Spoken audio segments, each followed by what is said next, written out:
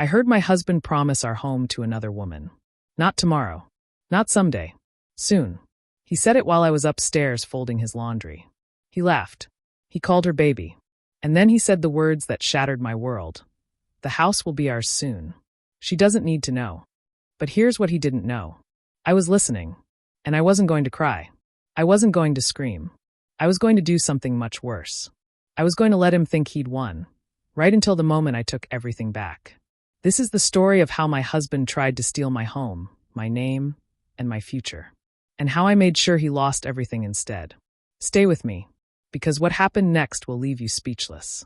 Welcome to Reality Stories Hub. While you are here, please hit the subscribe button and comment your view on the story and where you're watching from. You know, sometimes the life that looks the most beautiful on the outside is hiding the darkest secrets on the inside. And that's exactly what happened to Sarah. Her story isn't just about betrayal. It's about discovering that the person you trusted most in the world was quietly stealing your future while you slept beside them every night. From the street, their life looked like something out of a magazine. The brick house on Riverside Drive was the kind of place people slow down to admire when they walk by. Flowers blooming in the front yard. A white fence that Sarah had painted herself one summer. The porch where she'd sit with her coffee every morning, watching the neighborhood wake up. To anyone passing by, this was the American dream. A loving husband, a beautiful home, a life worth envying. But inside those walls, something was slowly dying. And Sarah, bless her heart, was the last one to see it. Her husband David was a financial advisor. The kind of man who wore expensive suits and carried a leather briefcase. He had clients all over the city, wealthy people who trusted him with their money, their investments, their futures. He was good at what he did. Charming. Confident. The type who could walk into a room and make everyone feel like he was their best friend. That's what had attracted Sarah to him in the first place. His certainty. His warmth. The way he made her feel like she was the center of his world. They had bought the house together 7 years ago. She still remembered the day they got the keys. How they had danced in the empty living room, their laughter echoing off the bare walls. David had lifted her up and spun her around, promising this would be their forever home. The place where they'd grow old together, where they'd raise children, where every memory would be happy. For a while it was. She had decorated every room with care, choosing colors that made the house feel warm and lived in. She planted the garden, spending weekends on her knees in the dirt, building something beautiful from nothing. This wasn't just a house to her. It was her heart, made of brick and wood. But slowly, over the past year, things had started to change. Small things at first. The kind you tell yourself not to worry about. David started working later. Taking calls in the car instead of inside. Coming home smelling like perfume that wasn't hers. When she asked about it, he always had an answer ready. A client dinner. A networking event. A colleague who wore too much perfume. She wanted to believe him. What wife doesn't? So she pushed the doubts down and focused on being a good partner. She cooked his favorite meals. Kept the house spotless. Left little notes of encouragement in his jacket pocket. But he stopped mentioning them. Stopped noticing the effort. The distance between them grew wider, and she couldn't figure out how to bridge it. Their conversations became shallow. How was work? Fine. What do you want for dinner? Whatever. Do you still love me? Of course, why would you even ask? But his eyes didn't match his words anymore. They looked past her, like she was furniture in her own home. On Sundays, they used to spend hours together. Reading the newspaper over breakfast. Taking walks. Talking about their dreams. Now he spent those mornings on his phone, typing messages to someone she couldn't see, smiling at things she wasn't part of. When she tried to ask who he was talking to, he'd snap at her. Work stuff, he'd say. You wouldn't understand. That hurt more than anything. The dismissal. The way he made her feel small and stupid in the home they'd built together. Then the money started disappearing. Not all at once, but in pieces. He told her they needed to tighten their budget because the market was unpredictable. No more date nights. No more weekend trips. He needed access to their savings, he said, for a business opportunity. She trusted him. After all, he was the financial expert. She was just a schoolteacher. What did she know about investments and portfolios? But deep down, in that place where intuition lives, she knew something was wrong. The perfume. The late nights. The way he flinched when she touched him. The password he'd put on his phone. The receipts she found for restaurants they'd never been to together. The new cologne. The careful way he started choosing his words, like he was editing a script instead of talking to his wife. Still, she said nothing, because saying something meant facing a truth she wasn't ready for. So she smiled. She kept the house beautiful. She pretended everything was fine. And every morning when she opened those curtains and let the light in, she told herself that maybe today would be different. Maybe today he'd remember who they used to be. But the truth was already there, hiding in plain sight, waiting to destroy everything. The house that had once been filled with laughter now echoed with silence. The rooms she had lovingly decorated felt cold. The bed they shared had an invisible line down the middle that neither of them crossed. And Sarah, sweet Sarah who had given everything to make this marriage work, was about to discover that the man she loved had already left her. He just hadn't told her yet. Sometimes the worst betrayal isn't the one that happens all at once. It's the slow kind. The kind that happens in whispers and lies and promises made to someone else. The kind that makes you question everything you thought you knew about love. And Sarah's reckoning was coming. Faster than she ever could have imagined. There are moments in life that split your world into before and after. Moments where everything you believed gets shattered in a single second. For Sarah, that moment came on an ordinary Tuesday evening while she was folding laundry upstairs. She was humming along to the radio, matching socks and folding towels, when she heard David's voice floating up from the living room. At first, she thought nothing of it. He was probably on another work call. But then she heard him laugh. That laugh. The one he used to save for her. The warm, intimate laugh that said, "I care about you. I see you. You matter to me." Something in her chest tightened. She stopped folding and moved quietly to the top of the stairs, her heart beginning to pound in a way that made her feel sick. His voice was soft, affectionate, the tone of a man in love. And then she heard the words that would haunt her for months to come. "Don't worry, baby," he said, so casual, so certain. "The house will be ours soon. She doesn't need to know anything. It's practically done." Sarah's legs nearly gave out. She grabbed the banister to steady herself. Her breath caught somewhere between her lungs and her throat. She stood frozen, listening. A woman's voice came through the speaker, light and teasing. "You promise?" she asked. "You're not just saying that?" "I promise," David said, and Sarah could hear the smile in his voice. "I've already started the paperwork. A few more weeks and we can move forward. This place is perfect for us. You're going to love it. Us. Perfect for us." The words rang in Sarah's ears like gunshots. They were talking about her house. The home she had poured her soul into. The place where she had planted every flower and chosen every paint color. Where she had dreamed of raising children and growing old. He was promising it to another woman, like it was his to give away. Sarah backed away from the stairs, her hand pressed against her mouth to keep from screaming. She stumbled into the bedroom and sat on the edge of the bed, shaking. Her mind raced through the past year, pieces clicking into place like a horrible puzzle. The late nights. The distance. The missing money. The perfume. It wasn't just an affair. It was a plan. A calculated, cold-blooded plan to steal her life and give it to someone else. She wanted to run downstairs and confront him. To scream and throw things and demand answers. But something stopped her. Some voice inside that said, "If you react now, he'll lie better. He'll hide the evidence. He'll make you look crazy." So she stayed quiet. When he came upstairs 20 minutes later, she was back to folding laundry, her face carefully blank. He kissed her on the forehead without really looking at her, the way you'd pet a dog in passing. "What's for dinner?" he asked. "Chicken," she said, her voice steady even though her hands were shaking. "It'll be ready in 30 minutes. "Great," he said, already walking away, already thinking about someone else. That night, Sarah lay awake beside him, listening to him sleep. This man she had trusted with everything. This man who had stood beside her at their wedding and promised to love and cherish her. He was sleeping peacefully while her entire world crumbled. The next morning, she started digging. While he was at work, she went through his office. His files. His computer. She found receipts for jewelry she'd never received. Restaurant bills for places they'd never been together. Hotel charges. Flower deliveries. It was all there, a paper trail of betrayal, and she photographed every single piece. She opened their bank statements and saw withdrawals she hadn't made. Transfers she hadn't authorized. Money disappearing month after month into accounts she didn't recognize. He had been bleeding their savings dry, and she hadn't even noticed. But the worst was yet to come. 3 days after she overheard that phone call, her cell phone rang. The number said it was from Pacific National Bank. Her stomach dropped. Hello, Mrs. Richardson, a woman's voice said. I'm calling from the loan department. We're following up about the payment on your second mortgage.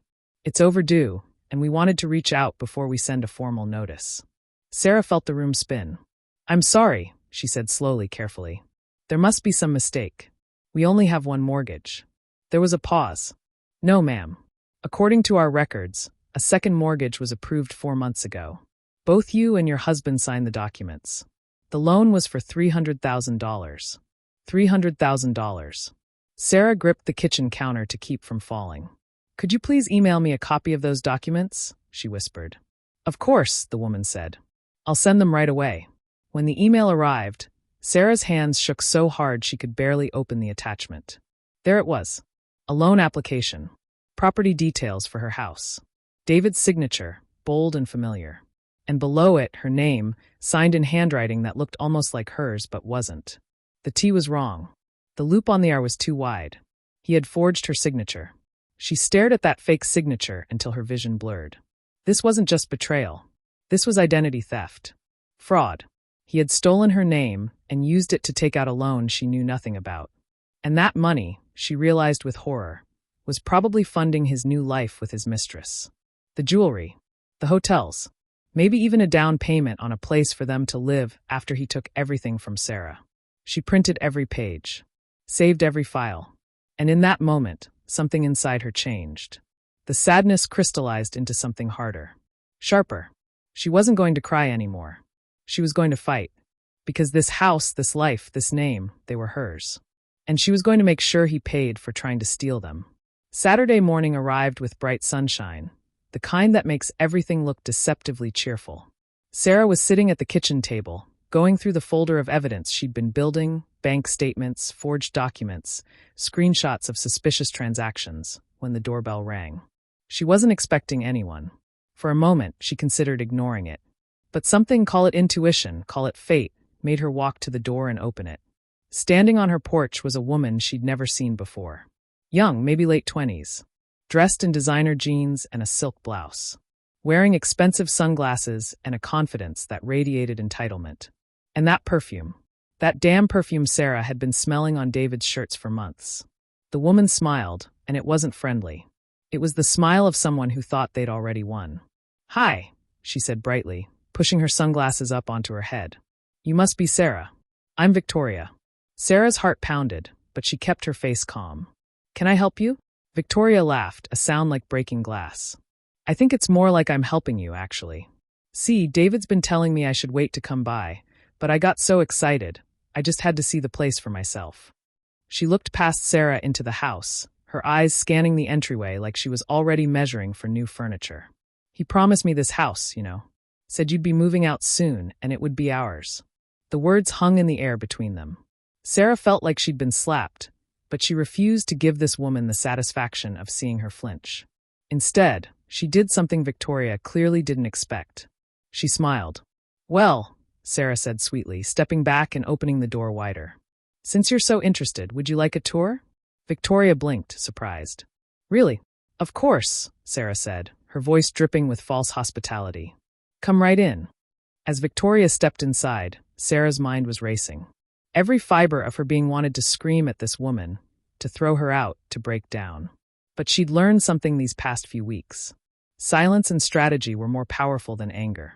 And right now, she needed to see exactly how far this betrayal went. They walked through the living room, where Sarah and David had spent countless evenings watching movies on the couch.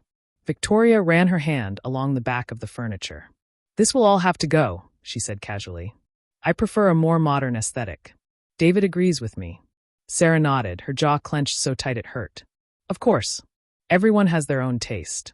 In the kitchen, Victoria opened cabinets, inspected the appliances, even checked the view from the window. The bones are good, she said, like she was a real estate investor instead of a homewrecker. We'll probably renovate. Open concept is so much better for entertaining. The word made Sarah's blood boil. This woman was already planning their future in Sarah's present.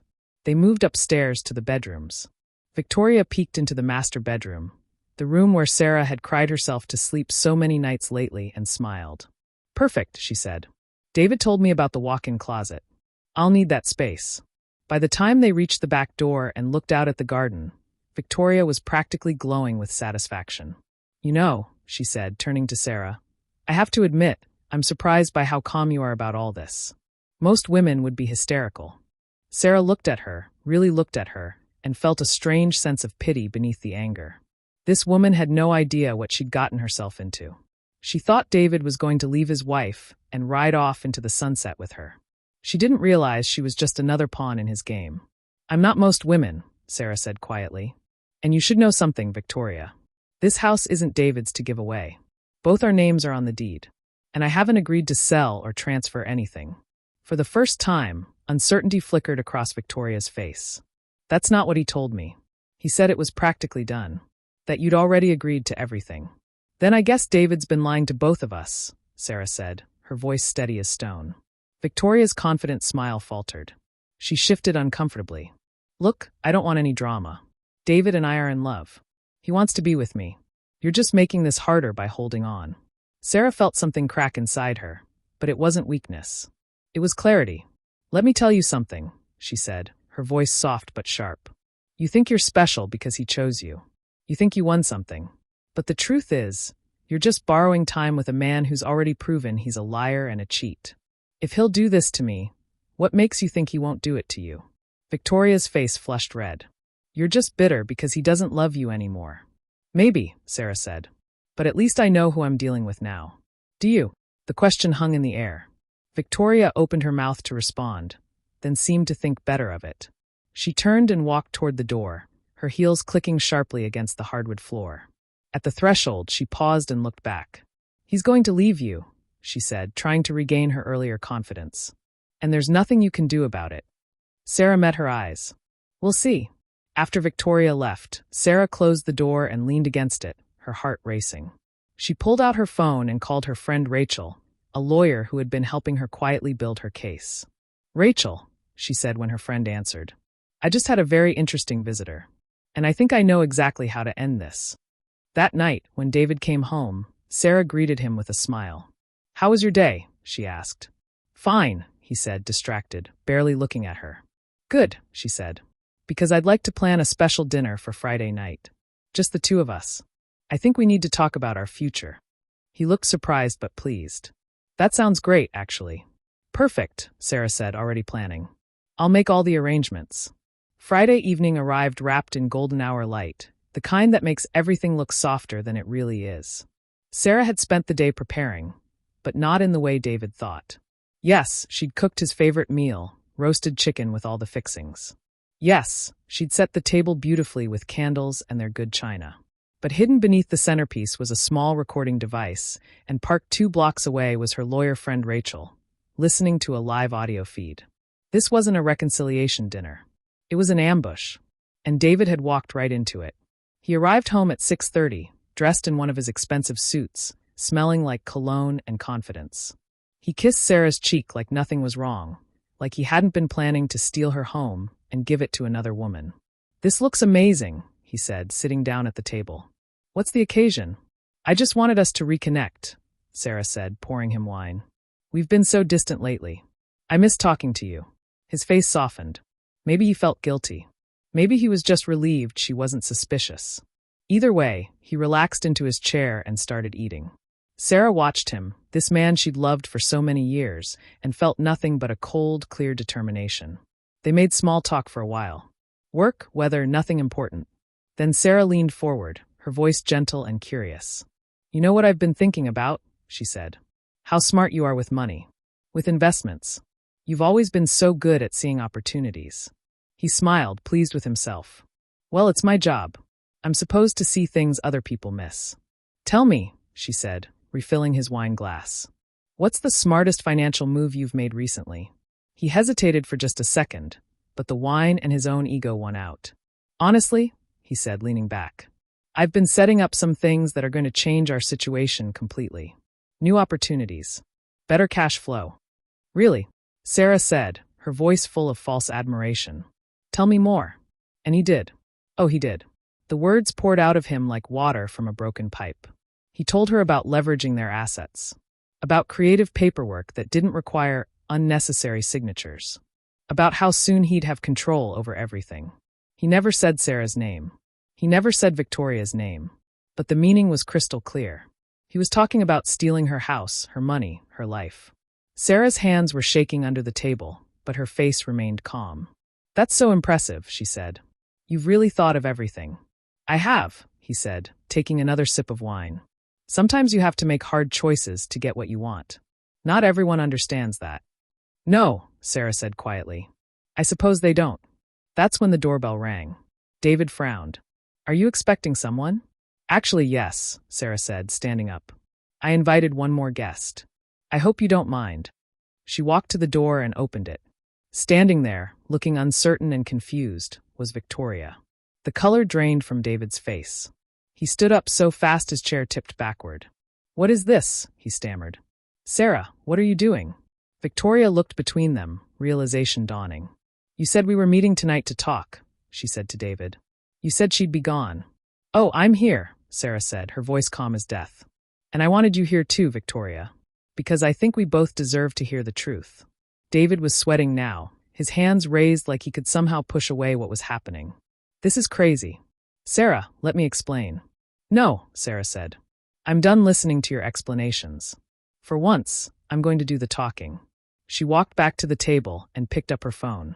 With one tap, she played the recording from earlier in the evening. David's voice filled the room, talking about his smart moves and his plans to take control without unnecessary signatures. His face went from red to white to gray. Victoria stared at him. "You told me she agreed to all this. You said it was already settled." "He lied," Sarah said simply. "To both of us." She reached into her bag and pulled out the folder she'd been building for weeks. She placed it on the table, opening it to reveal bank statements, the forged mortgage documents, receipts for hotels and jewelry, everything. "This," Sarah said, her voice shaking now but strong, "is what your future looked like, David. You were going to forge my signature, take out loans in my name, steal my house, and run off with her.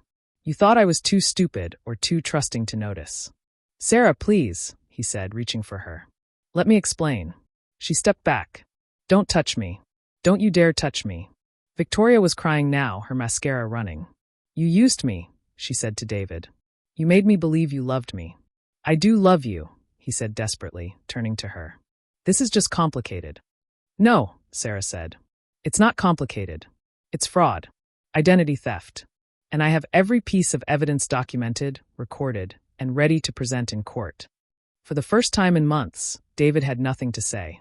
No charm. No smooth explanation. Just the dawning realization that he'd been caught. "This dinner," Sarah said, looking at both of them, "wasn't about reconciliation. It was about making sure you both understood exactly what you did. And now you do." She picked up her phone and made a call. "Rachel, you can come in now. I think we have everything we need." As her lawyer friend walked through the door, Sarah looked at David one last time. "You tried to steal my home," she said quietly. "But all you really did was lose yours. Get out. This house belongs to me. It always has. And after court, everyone will know exactly what kind of man you really are." Victoria left first, sobbing. David followed, his shoulders hunched, a man who'd just watched his whole world collapse. And Sarah stood in her dining room, surrounded by the evidence of her own strength, and finally let herself cry. Not from sadness, from relief. The courthouse was quieter than Sarah expected. She'd imagined it would feel dramatic, like something from a TV show, but it was just a plain room with wooden benches and fluorescent lights that buzzed softly overhead. She sat at the plaintiff's table with Rachel beside her, a folder full of evidence in front of them. Across the aisle, David sat with his lawyer, refusing to meet her eyes. When the judge called the case, Sarah felt her heart pound, but she kept her back straight and her chin up. Rachel presented their case methodically, laying out each piece of evidence like dominoes waiting to fall. The forged signature on the mortgage documents. The bank representative's testimony confirming David had submitted everything himself. The recordings of him admitting his plans. The financial records showing money disappearing into accounts Sarah never knew existed. David's lawyer tried to argue. He called it a misunderstanding, a miscommunication between spouses, nothing criminal. But the evidence was too clear, too damning. When Victoria was called to testify, even she couldn't save him.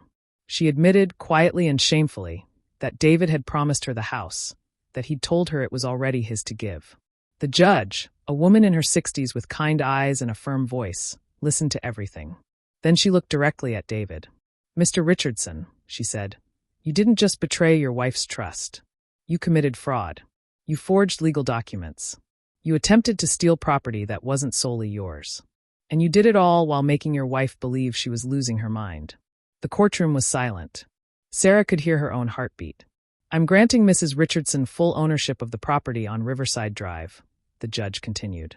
"I'm also ordering you to pay restitution for the emotional distress and financial damages you've caused. Any claims you had to shared assets are hereby dissolved. And I'm referring this case to the district attorney's office for possible criminal charges." David's head dropped. His lawyer whispered something to him, but he didn't respond. He just sat there, a man who'd bet everything on a lie and lost. Sarah walked out of that courthouse into afternoon sunshine, and for the first time in months, she felt like she could breathe. Rachel hugged her tight. "You did it," her friend said. "You really did it." "We did it," Sarah corrected. "I couldn't have done this alone." The weeks that followed were both painful and healing. Sarah changed the locks on her house that same day. She walked through each room, reclaiming the space that had been tainted by lies. In the bedroom, she boxed up everything that reminded her of David, his clothes, his cologne, the photos where his smile looked real but wasn't. She donated it all. Let someone else have the remnants of that false life. Then she started rebuilding. She repainted the walls, choosing colors that made her happy instead of colors that looked good in photos. Bright yellows and soft blues. She rearranged furniture, opening up space that had felt closed and dark. She planted new flowers in the garden, varieties she'd always wanted but David had said were too common or not impressive enough. She planted them anyway, bright red geraniums and cheerful sunflowers, because they made her smile. Her neighbors noticed the changes. They'd seen David leave with his suitcases and never come back. Some of them probably gossiped, made up stories about what happened. But the ones who mattered, the ones who'd lived on Riverside Drive for years and knew real character when they saw it, they brought her casseroles and offered to help with yard work and simply said, "We're glad you're still here." One afternoon, Mrs. Chen from next door came by with a pot of tea. They sat on Sarah's porch, watching the sun set over the neighborhood. "You're different," Mrs. Chen said gently. "Stronger." "I had to be," Sarah said. "I didn't have a choice." "We always have a choice," the older woman said. "You chose to fight instead of giving up. You chose yourself. That takes courage." Sarah had never thought of it that way. She just thought she was surviving. But maybe survival was its own kind of courage. She went back to work at the elementary school where she taught 3rd grade. The kids asked where Mr. Richardson was, and she simply said they weren't together anymore, that sometimes adults make mistakes and have to fix them. The children accepted this with the simple wisdom kids have, and then they showed her their drawings and told her about their weekend adventures, reminding her that life goes on. Sarah also started volunteering at a women's center downtown, helping other women who were going through divorces, financial abuse, or emotional manipulation. She taught workshops on reading bank statements, understanding legal documents, recognizing the warning signs of financial control. Her pain had given her purpose. Her story had become a tool to help others. One evening, 6 months after the court case, Sarah sat on her porch with a cup of tea, watching the stars come out. The house behind her glowed warm and welcoming. The garden she'd replanted was in full bloom. And for the first time in years, she felt at peace. Not the fake peace of pretending everything was fine. Real peace. The kind that comes from knowing yourself, from standing up when it mattered, from refusing to let someone else write your story. She thought about David sometimes. Wondered if he understood what he'd lost. Wondered if Victoria was still with him, or if she'd realized the truth too late. But mostly, Sarah didn't think about them at all. They were the past. Characters in a chapter that had closed. Her story now was about mornings filled with coffee and quiet. About students who hugged her legs and called her their favorite teacher. About the garden that bloomed brighter every year. About the house that was finally, truly only hers. The house that lies had tried to steal had become her fortress of truth. And Sarah, who had once been so afraid of being alone, had discovered something beautiful. Being alone and being lonely were two different things. She was alone now, yes. But she'd never been less lonely. Because she had herself. And that, she'd learned, was enough. Sometimes justice isn't loud. Sometimes it's just a woman standing on her own porch, holding her own keys, living in her own truth. free, whole, and finally, after everything, at peace.